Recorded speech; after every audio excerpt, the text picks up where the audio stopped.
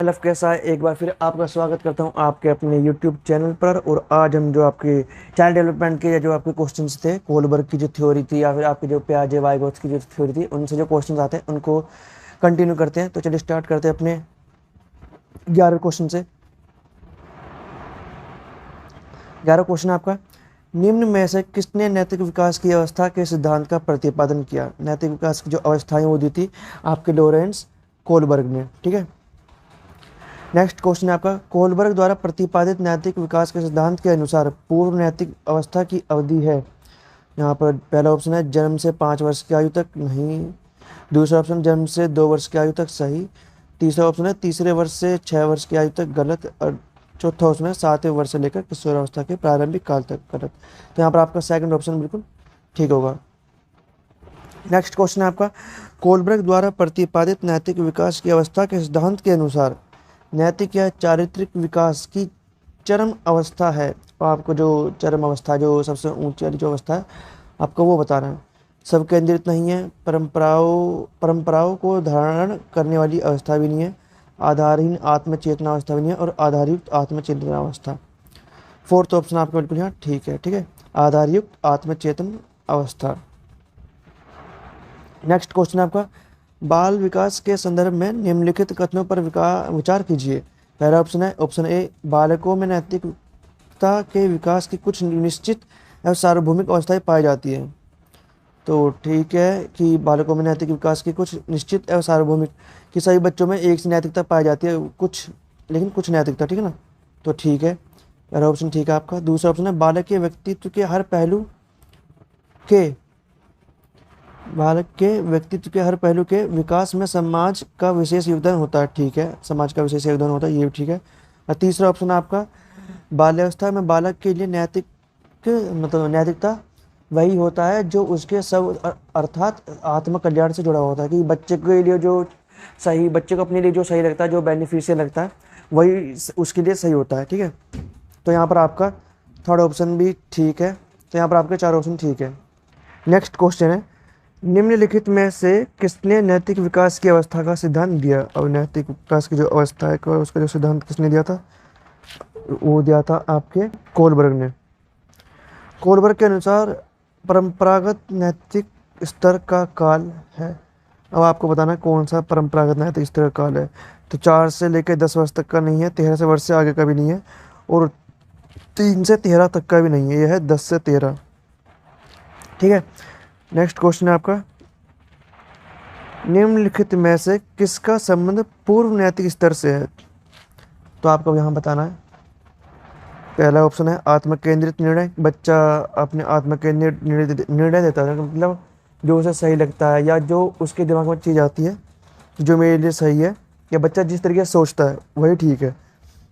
तो पहला ठीक है। दूसरा परंपरा एकजुट उन्मुखीकरण, ये नहीं होगा। सार्वभौमिक नैतिक सिद्धांत, ये भी नहीं है, ये तो आपके जो थर्ड लेवल है उसमें आया था। और अधिकार संरक्षण उन्मुखी, ये भी नहीं है। तो यहाँ पर आपका फर्स्ट ऑप्शन बिल्कुल ठीक है। नेक्स्ट क्वेश्चन है आपका, बच्चों में आधारहीन आत्मचेतना का संबंध उसके विकास की किस अवस्था से संबंधित है? तो जो आत्मचेतन है, आधारहीन आत्मचेतना, वो कौन सी अवस्था से रिलेटेड है? तो यहाँ पर यह है ऑप्शन आपका थर्ड, किशोर अवस्था से रिलेटेड है। नेक्स्ट क्वेश्चन आपका, निम्नलिखित में से कौन एक सुमेलित नहीं है, मतलब कौन सा गलत मिला हुआ है? जो यहाँ पर आपको बताना, यह पूर्व नैतिक स्तर जो मिला हुआ है दंड तथा आज्ञापालन अभिमुखता से। तो ठीक है, पूर्व नैतिक स्तर में बच्चा दंड का, कि पेरेंट्स मुझे मार सकते हैं, पीट सकते हैं यदि मैंने कोई काम गलत किया, या फिर आज्ञा पालन करते हैं पेरेंट्स के, कि पेरेंट्स ने जो बोल दिया वो बच्चा करेगा। दूसरा है आपका परंपरागत नैतिक स्तर, अधिकार संरक्षण उन्मुखीकरण, ये भी ठीक है। उत्तर थर्ड ऑप्शन आपका उत्तर परंपरागत नैतिक स्तर, जो कि जुड़ा हुआ है आपका परंपरागत एकजुट उन्मुखीकरण, ये नहीं होगा। और चौथा ऑप्शन है आधारहीन आत्मचेतन अवस्था जीन पे आ जाए, ये भी नहीं है। तो यहाँ पर आपका जो सॉरी ये भी है ठीक। तो यहाँ पर आपका जो थर्ड ऑप्शन है वो बिल्कुल गलत है, जो सही मिला हुआ नहीं है। नेक्स्ट क्वेश्चन आपका, निम्नलिखित में किस स्तर के दौरान कोई बालक केवल स्वयं के बारे में सोचता है? क्या सही है, क्या गलत है? इससे उसे कोई सरोकार नहीं है। यह आपका पूर्व नैतिक स्तर है। ठीक है, पूर्व नैतिक स्तर में बच्चा सिर्फ अपने बारे में ही सोचता है, तो यहाँ पर फर्स्ट ही ऑप्शन आपका सही है। परंपरागत में वो दूसरे के बारे में सोचता है, और जो थर्ड ऑप्शन है उत्तर परंपरागत नैतिक स्तर में वो विश्व के बारे में सोचता है। नेक्स्ट क्वेश्चन आपका, विचार न केवल भाषा को निर्धारित करते हैं बल्कि उसे आगे भी बढ़ाते हैं। यह विचार किसने दिया था? ये दिया था वाइगोत्स्की ने। जीन पियाजे ने नहीं दिया, कोलबर्ग ने भी नहीं दिया, और पावलोव ने भी नहीं दिया। नेक्स्ट क्वेश्चन है, निम्नलिखित में से किसने बच्चों की अंतःक्रियाओं को उनके विकास का मूल आधार माना है? अंतःक्रियाओं को उनके विकास का मूल आधार माना है। तो यहाँ पर 4 ऑप्शन दे रखे हैं। पहला ऑप्शन है आपका लॉरेंस कोलबर्ग, दूसरा ऑप्शन है आपका वाइगोत्स्की, तीसरा ऑप्शन है आपका स्किनर, और चौथा ऑप्शन है आपका जीन पियाजे। तो ये आपके वाइगोत्स्की ने बोला था। यहाँ पर सेकंड ऑप्शन बिल्कुल ठीक होगा। नेक्स्ट क्वेश्चन है, वाइगोत्स्की के अनुसार बच्चे साथी के सक्रिय सदस्य कब होते हैं? तो साथी जो उनके जो फ्रेंड्स होते हैं या फिर जो होते हैं उनके वो सक्रिय सदस्य कौन सी स्टेज में हो जाते हैं? पहला ऑप्शन है आपका पूर्व बाल्यावस्था, दूसरा ऑप्शन आपका बाल्यावस्था, तीसरा ऑप्शन है किशोरावस्था, और चौथा ऑप्शन है आपका प्रौढ़ावस्था। तो बच्चा जो है जो सक्रिय सदस्य हो जाता है वो हो जाता है किशोरावस्था में, एक्टिव जो मेंबर होता है। ठीक है, नेक्स्ट क्वेश्चन है आपका, निम्नलिखित में से किसने सामाजिक विकास का सिद्धांत दिया था? ये तो वाइगोत्स्की ने दिया था, सबको पता है। पियाजे ने भी नहीं दिया, कोलबर्ग ने भी दिया, और टेलर ने भी नहीं दिया।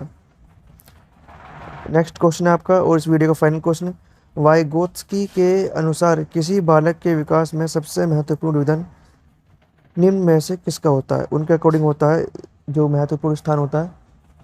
4 ऑप्शन रखे, परिवार का, विद्यालय का, थर्ड ऑप्शन है समाज का, चौथा ऑप्शन है आपका धर्म का। तो यहाँ पर जो सबसे ज़्यादा जो इम्पोर्टेंस जो निभाता है वो निभाता है स्कूल, जो है बच्चे के विकास में, विद्यालय।